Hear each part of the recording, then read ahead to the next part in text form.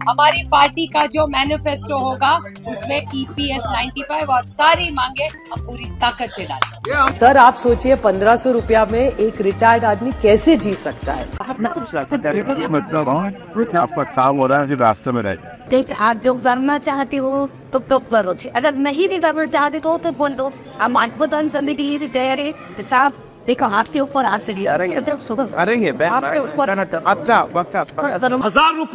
₹1200 problem जल्द से जल्द सॉल्व हो, आपका जो डिमांड हो वो जल्द से जल्द पूरा हो, इसके लिए आदरणीय प्रधानमंत्री जी ने 2 बार आश्वस्त करने के बावजूद भी इनका मसला अभी तक हल नहीं हुआ है, तो देश ये जरूर जानना चाहेगा कि आदरणीय मोदी जी की गारंटी पे जब देश को भरोसा है तो आपकी जो भी मांगे हैं सरकार की तरफ आपका प्रतिनिधि बन के उनके सामने ये मांगे रखूंगा। मैं आपको सपोर्ट करने आया। नमस्कार दोस्तों, इम्प्ले खबर चैनल के एक और नए वीडियो में आपका स्वागत है। EPS 95 पेंशन धारकों का आंदोलन एक बड़ी सफलता के बाद यानी कि श्रम मंत्री से मुलाकात के बाद 7 दिनों के भीतर यहां पर बंद हो गया।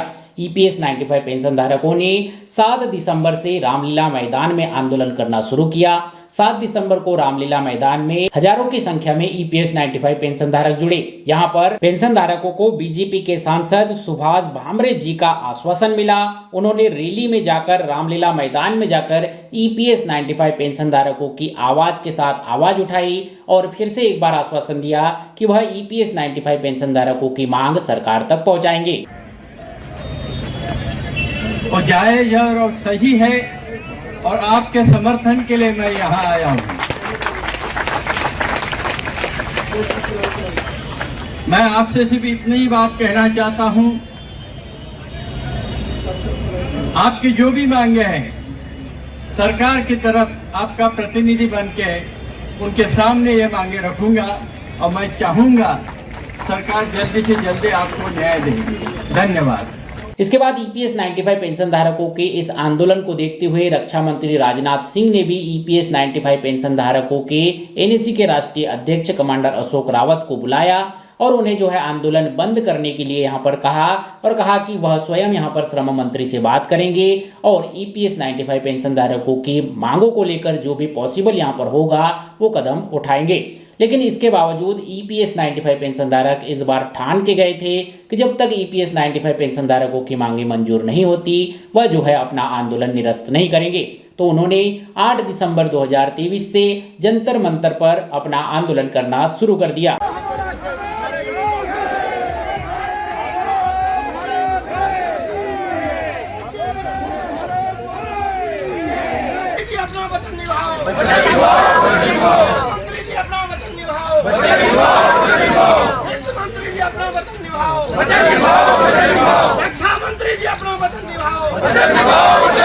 इसी बीच सदन का सत्र भी यहाँ पर चल रहा था और सदन के सत्र में EPS 95 पेंशन धारकों की मांगों को लेकर महाराष्ट्र की सांसद सुप्रिया ताई सुले ने सदन के पटल पर EPS 95 पेंशन धारकों की मांगों को 2 बार उठाया। शून्यकाल में भी उन्होंने EPS 95 पेंशन धारकों के मुद्दे को रखा और शाम में जब दोबारा से उन्हें जो है किसी पर्टिकुलर टॉपिक पर 15 मिनट के लिए बोलने को कहा गया उसमें भी उन्होंने EPS 95 पेंशन धारकों के मुद्दे को उठाया। आप सोचिए एक सीनियर सिटीजन दोनों हस्बैंड और वाइफ साथ में रहे, 1000 मिले तो बहू भी उनको मान सम्मान देगी कि नहीं? उसके नाती को उसे छोटा सा गिफ्ट देना हो तो कहां से देते? और ये EPS 95 और OPS का आपकी सरकार ने कमिटमेंट किया था कि जब हम सरकार में आएंगे हम ये करेंगे। तो ये पैसा जाता कहाँ है सर? ये आप ही के पास तो आता है सरकार में। हेमा जी तो लेके गई थी प्राइम मिनिस्टर जी को मिलने, आगे क्या हुआ? फिर where is this money? It is their hard earn money. एक विश्वास के साथ आपकी सरकार को दिया था। ये EPS 95 और OPS के पैसे का क्या हुआ? ये पेंशन के पैसे सर, सरकार के पैसे नहीं है ये। इसके बाद अगले दिन जहां पर EPS 95 पेंशन धारकों का आंदोलन हो रहा था वहां पर भी महाराष्ट्र की सांसद सुप्रिया ताई सुले पधारी और उन्होंने EPS 95 पेंशन धारकों को फिर से आश्वासित किया कि वह EPS 95 पेंशन धारकों के साथ है और EPS 95 पेंशन धारकों की आवाज को इसी तरह से प्रधानमंत्री मोदी तक या जहां भी पॉसिबल हो वह अपने स्तर पर पूरा प्रयास करेगी कि EPS 95 पेंशन धारकों की मांगे जल्द से जल्द पूरी हो। सुंदर भाषण उसने किया और तब सबके आंख में पानी आ गया था और उन्होंने जो पीड़ा बताई वो इतनी दर्द वाली थी कि अगर कोई नाना नानी और दादा दादी उनके मेहनत के पैसे मेरे विश्वास के नाते से उन्होंने दिए हैं सरकार को, और सरकार ने रखे, और उनके बेटे पोता या पोती का जन्मदिन होता है उसको एक छोटा सा गिफ्ट भी नहीं दे पाते। और घर में अगर इज्जत से उस बीवी के लिए, बहू के लिए कुछ लाना भी चाहते हैं तो उनके पास ठीक से पैसे भी नहीं है जो उनके हक का पैसा है। तो मेरी 3 मांगे हैं जो राउत साहब ने ही उस दिन कही थी, मैं सिर्फ कह रही हूँ 3 बार, जिसको हम पूरा ताकत से समर्थन करते हैं। एक तो ये जो इनका हक का पैसा है वो आपको मिलना ही चाहिए और इमीडिएटली मिलना चाहिए। दूसरा कि जो इंडेक्स होता है महंगाई का वो आप पर भी लागू हो, जैसे सरकार में आज जाम कार्य करे उनको महंगाई का भत्ता मिलता है तो हमारे सीनियर सिटीजन क्यों नहीं मिलना चाहिए। और तीसरी जो आपकी मांग है वो कि अगर मियाँ या बीवी दोनों में से कोई भी चल बसे तो उसके बाद वो पूरा पैसा उस फैमिली को उस तरह से ही मिलना चाहिए, कम ज्यादा नहीं होना चाहिए। और मेडिकल में उनको पूरी राहत मिलनी चाहिए क्योंकि बहुत महंगा हो रहा है मेडिकल आज, और सरकार कह रही है कि वो उसकी गारंटी दे रही है, तो सरकार दे रही है तो अच्छी बात है, लेकिन पहला हक किसी का होगा तो जैसे हमारे बच्चों का है वैसे हमारे सीनियर सिटीजन्स का भी है उतना ही। और आज हम किसके जिम्मे में खड़े हैं? हम खड़े क्यों है? क्योंकि हमारे माँ बाप ने कुछ त्याग किया इसीलिए तो हम खड़े हैं। हमारी क्या औकात? हमारे माँ बाप नहीं होते तो हमको कौन पूछता? और इसीलिए ये जो हमको भारतीय संस्कार सिखाते हैं, मैं उनको बड़ी विनम्रता से कहना चाहती हूँ कि अगर संस्कारी हो तो पहले अपने घर के बुजुर्ग जो है उनका सम्मान करो। तो अगर ये जो सरकार आज देश में है वो अगर कुछ करना चाहती है तो पहले हम EPS 95 का इनके मेहनत का पैसा उनको इमीडिएटली मिलना चाहिए। मैंने कल डिमांड्स का ड्रांस जो हुआ तब हेमा जी का ही नहीं रेफरेंस किया क्योंकि हेमा जी इन सबको मोदी जी को मिलने लेके गए। तो हेमा जी अब बहुत अच्छी सांसद है, वो भी हम पार्टी एक तरफ और हमारी संस्कृति और हमारे सारे बुजुर्ग एक तरफ, इसमें कोई राजनीति हम नहीं लाएंगे। ये राजनीतिक विषय नहीं, हमारे लिए इमोशनल विषय है और सबका मान सम्मान करने के लिए जो भी रहेगा। आपकी ये बेटी, आपको लड़ने की जरूरत नहीं है, आपकी बेटी लड़ेगी आज। और हम हेमा जी भले दूसरे पार्टी में हो लेकिन हमारी बड़ी नेता है, हमारी बड़ी बहन है, तो हेमा जी का भी हम साथ में लेंगे। और EPS 95 के इससे आगे ठंड में आप नई स्वेटर पहन के बढ़ेंगे, फिर हमारे को लेके कैसे बच्चे हम आपके सब सीनियर सिटीजन्स को आप यहाँ ठंड में बैठा रहे हो, तो हम आपके बच्चे हैं और आपको न्याय देके रहेंगे।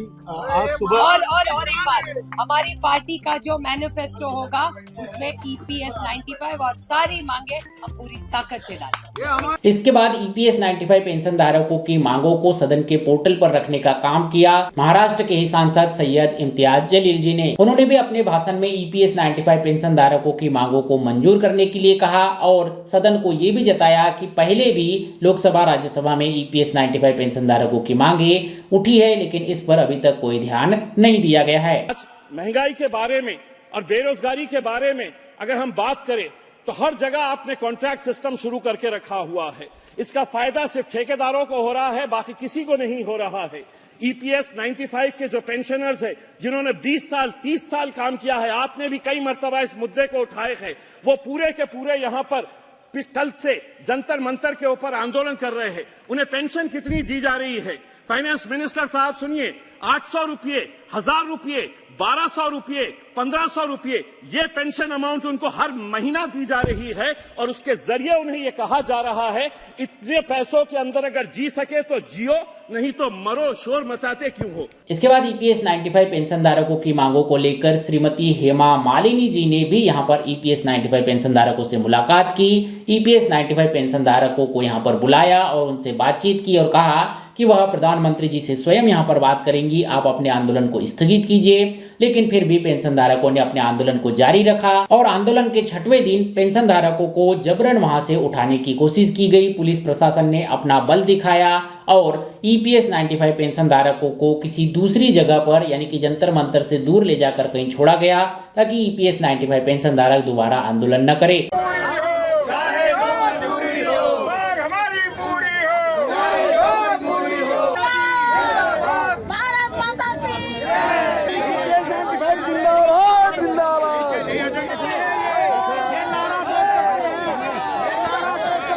लेकिन अगले दिन फिर से यानी कि जंतर मंतर पर आंदोलन के क्रमिक अनशन के 7वें दिन EPS 95 फिर से एकत्रित हुए और फिर से सड़क पर ही आंदोलन करने लगे।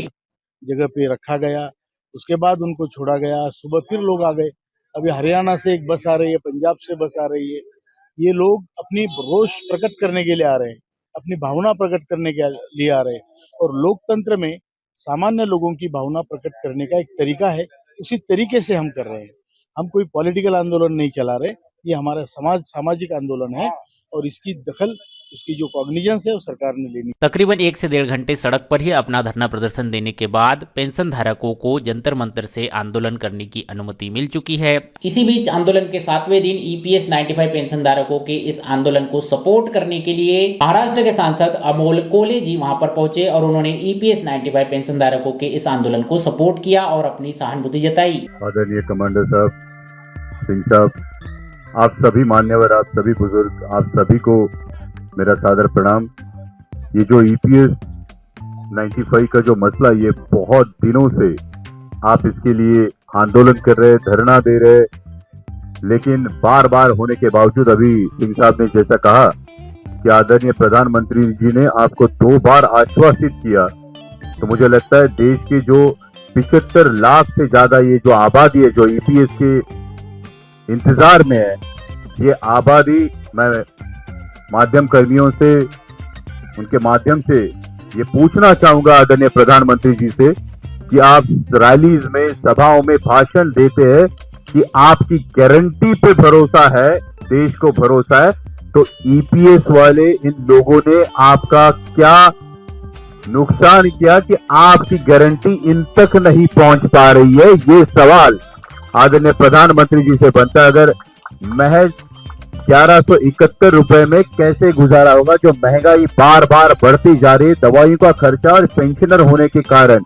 इनको कोई भी सरकारी योजना का लाभ नहीं मिल रहा है। ये मुद्दा हमारी फ्लोर लीडर आदरणीय सुप्रिया ताई सुले ने इस सेशन में भी उठाया।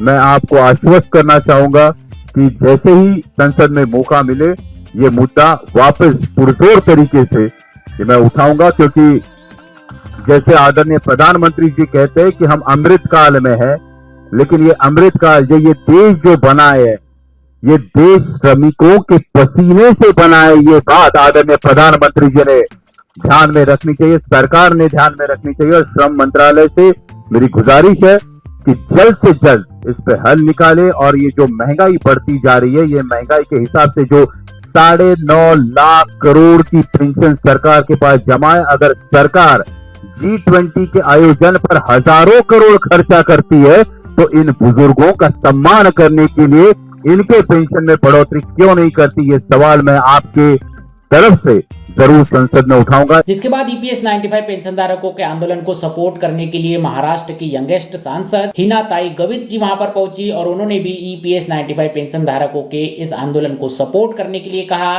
और प्रधानमंत्री जी से स्वयं बात करने के लिए कहा। साथ ही EPS 95 पेंशन धारकों को, वृद्ध पेंशन धारकों को इस आंदोलन को बंद करने के लिए कहा और आश्वासित किया कि वह EPS 95 पेंशन धारकों की मांग सरकार तक उठाएगी। पिछले कई वर्षों से जो कमांडर अशोक राउत जी, संजय पाटिल जी, मेरे क्षेत्र से देवी सिंह यादव जी और इनके साथ सभी ज्येष्ठ नागरिक जो आज EPS 95 के सदस्य है, तो पिछले कई वर्षों से मैं खुद आपका जो विषय है इसको लेके सरकार के पास मांग कर रही हूँ। संसद में भी कई बार इस विषय को मैंने उठाया था, आप लोगों ने सबने देखा होगा। और आपकी जो मांग है बिल्कुल उसको मेरा समर्थन है, मेरा सपोर्ट है।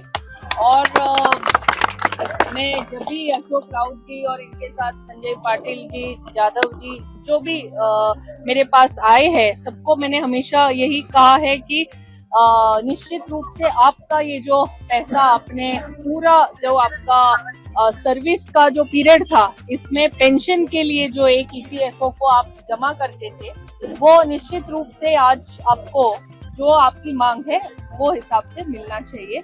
और पेंशन के रूप में, क्योंकि आज जो पेंशन का अमाउंट मिलता है वो निश्चित रूप से कम है और मैं भारतीय जनता पार्टी की सांसद हूँ, लेकिन मैं आप लोगों के साथ यहाँ पे खड़ी हूँ।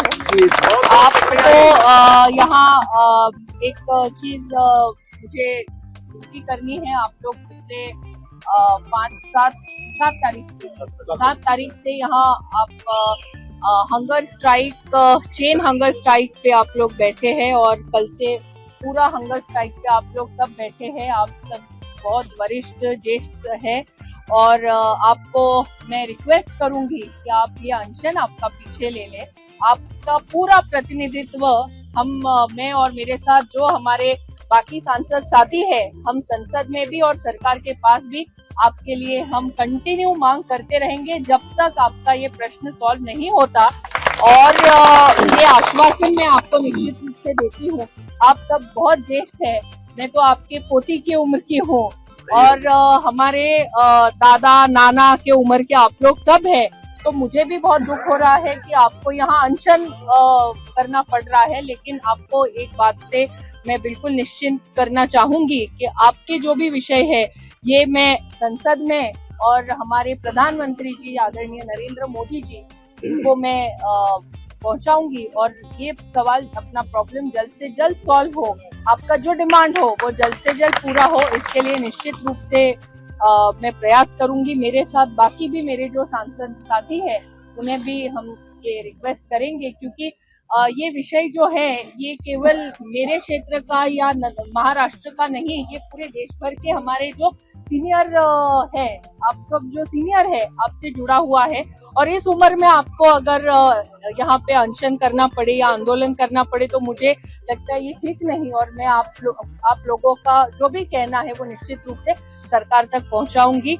आप सबसे मैं हाथ जोड़ के विनती करती हूँ कि आपका हंगर स्ट्राइक आप पीछे ले ले। आपका जो भी डिमांड है वो सरकार से पूरा करवाने के लिए मैं खुद और मेरे साथ हेमा मालिनी जी और बाकी भी सभी हमारी जो सांसद साथी है उनके साथ हम ये विषय सरकार को निश्चित रूप से पहुंचा के आप की तरफ से हम लोग वहाँ पे सरकार से इसके बाद EPS 95 पेंशन धारकों के आंदोलन को सपोर्ट करने के लिए अप्पा बारने जी ने भी अपना समर्थन जताया। वो भी आंदोलन स्थल पर पहुंचे और पेंशन धारकों को संबोधित किया। 95 जो आपका आंदोलन चल रहा है और आप पेंशन पर बैठे, मैं आपको सपोर्ट करने आया।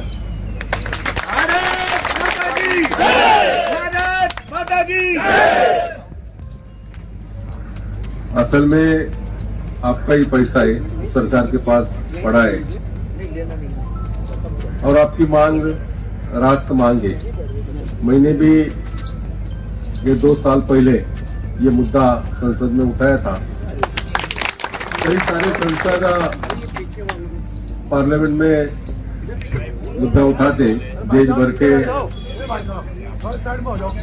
जितने बूढ़े नागरिक है, वयस्क नागरिक है, जिन्होंने अपने श्रम का पैसा जो सरकार के पास पड़ा है, ये सरकार के पास पड़ा हुआ पैसा मांग रहे हैं। मैं फिर से संसद में ये मुद्दा जरूर उठाऊंगा, लेकिन संसद में जितने मेरे साथी हैं सब आपको 100% सब आपको सपोर्ट कर रहे हैं। तो ये भी आपको कहना चाहता हूँ कि प्राइम मिनिस्टर को जरूर खत लिख के आपकी भावना उनके पास पहुंचाऊंगा। कई 7 तारीख को महाराष्ट्र से कई सारे लोग आए थे, मुझे जल्दी निकलना था इसलिए मैं वहां पर आया नहीं, लेकिन आज राउत साहब ने मुझे फोन किया था कल। मैं बोला आज मैं आके मेरी बात को रखूंगा, लेकिन यहाँ आके मेरा पूरी तरह से सहयोग और पाठिंबा यहाँ मैं देता हूँ।